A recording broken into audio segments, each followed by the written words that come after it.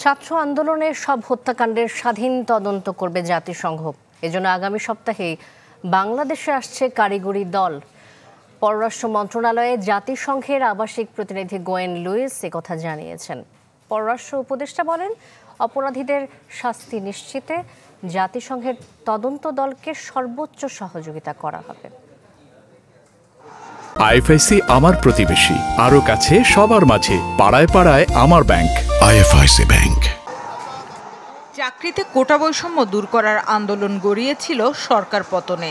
বিক্ষোভ দমাতে সর্বোচ্চ শক্তির প্রয়োগ করে শেখ হাসিনা সরকার। আইনশৃঙ্খলা বাহিনীর গুলিতে প্রাণ হারান কয়েকশো মানুষ। এই ঘটনায় তদন্তের দাবি উঠলে জাতিসংঘকে সহযোগিতার আমন্ত্রণ জানিয়েছিলেন খোদ সাবেক প্রধানমন্ত্রী শেখ হাসিনা। তবে সরকার পতনের পর নড়েচড়ে বসেছে জাতিসংঘ। বাংলাদেশের ইতিহাসে প্রথমবারের মতো কোনো আভ্যন্তরীণ ঘটনায় তদন্তের ঘোষণা দিয়েছে জাতিসংঘ, যাতে অর্থায়ন করা হবে সংস্থাটির পক্ষ থেকে।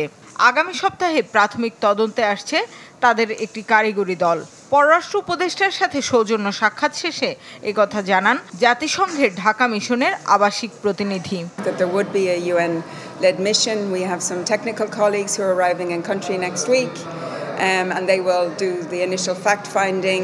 But the mandate, the details, how the team will work with the government, all still need to be agreed and ironed out.